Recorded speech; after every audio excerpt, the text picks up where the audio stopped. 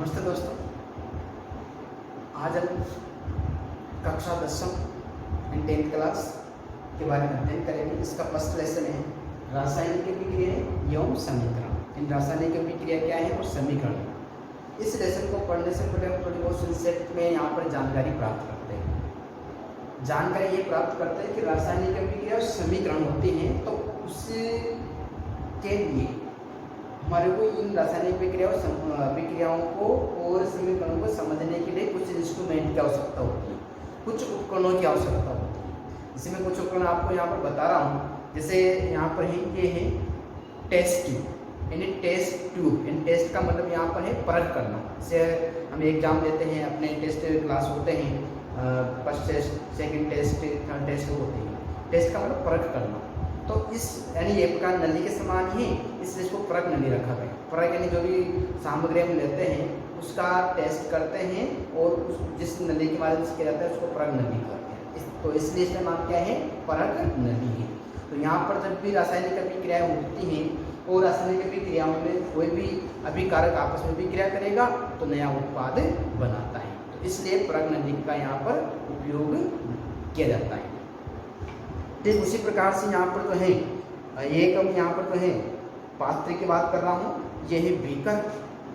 तो ये बीकर है यानी बीकर, यानी एक प्रकार से ये अलग अलग ml के आते हैं, 250, 100 ml, 50 ml इस प्रकार से रहते हैं। तो देखो इसकी जो है यहाँ पर आपको एक चोंच के समान दिखाई दे रही है। तो चोंच है, इसको बीक बोलते हैं। इंग्लिश में एक प्रकार से चोंच को क्या बोलेंगे, बीक बोला जाता है।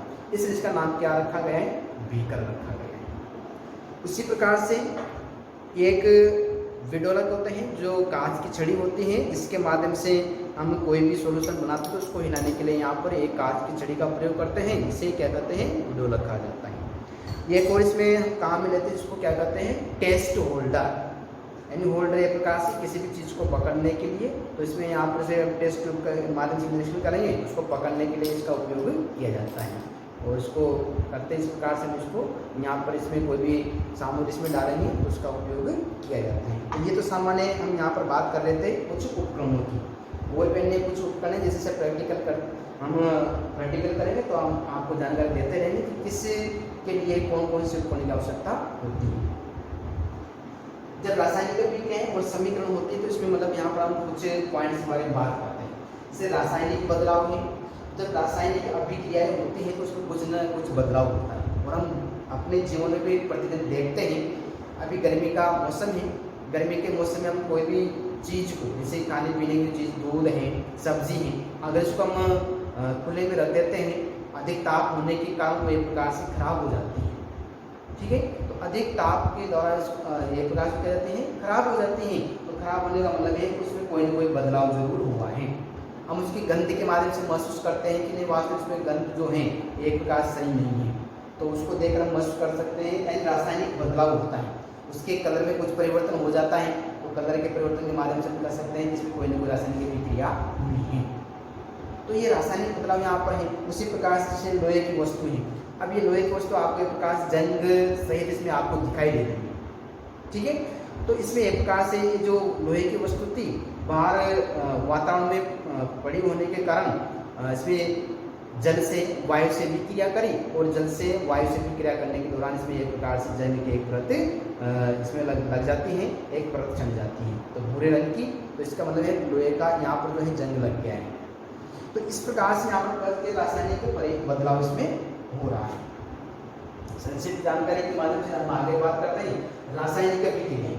जब रासायनिक अभिक्रियाएं होती हैं तो रासायनिक अभिक्रियाओं में, यानी यहाँ पर जब रासायनिक परिवर्तन दो प्रकार के भौतिक जो यहाँ पर जब परिवर्तन होगा रासायनिक अभिक्रियाओं के दौरान, तो रासायनिक परिवर्तन के दौरान यहाँ आपस में अभिक्रिया करके अभिकारक नया उत्पाद बनाता है। और नया उत्पाद बनेगा तो इसका मतलब कर सकते हैं रासायनिक अभिक्रिया संपन्न होगी। ठीक है, उसी प्रकार से यहाँ पर बात करते हैं जैसे रासायनिक समीकरण की।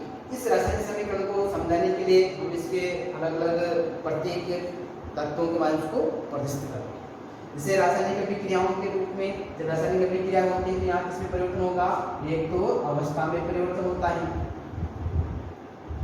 अवस्था में परिवर्तन। अब हम कह सकते हैं कि अवस्था में परिवर्तन किस प्रकार से होता है। तो अवस्था में परिवर्तन, जैसे वस्तु की 3 अवस्थाएं होती हैं। एक तो है यहाँ पर ठोस, द्रव और गैस। ठोस है, द्रव है और गैस है। जब रासायनिक अभिक्रियाएं होती हैं तो उसकी अवस्थाओं में क्या होता है, परिवर्तन होता है। जैसे ठोस है, रासायनिक अभिक्रिया में परिवर्तन या तो द्रव में बदलेगी या फिर वो गैस में बदलती है। नेक्स्ट हम यहाँ पर दूसरी बारे में बात करते हैं क्वांटिस में रंग में परिवर्तन। तो क्या होगा, रंग में परिवर्तन होता है। जब रासायनिक अभिक्रियाएं संपन्न होती है तो उसमें क्या होगा, रंग में परिवर्तन होता है। इससे मैंने कल आपको बताया था कि किस प्रकार से ये अलग अलग कलर के इसमें रंग परिवर्तन हुआ है। तो रंग में परिवर्तन के माध्यम से हम कह सकते हैं, जैसे ये कलर है तो ये अलग अलग प्रकार से आपको रंग में परिवर्तन होते हुए इसमें दिखाई देते हैं। तो गैस में यहाँ पर जो है अवस्था में परिवर्तन हो रहा था, रंग में परिवर्तन होता है, ऊष्मा का निष्कासन होगा।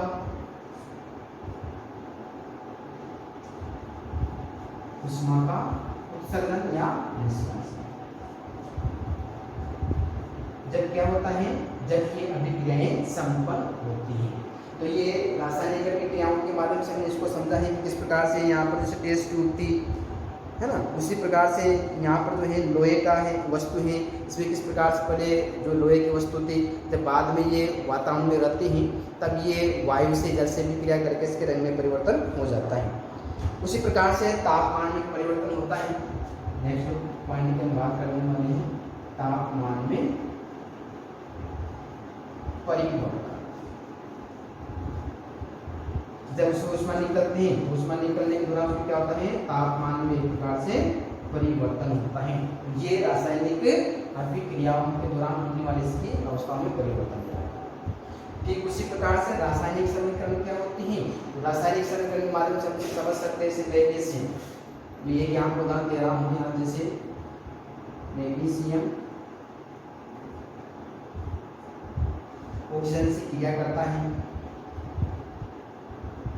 और ऑक्सीजन से क्रिया करके यहाँ पे क्या बनेगा, मैग्नीशियम ऑक्साइड।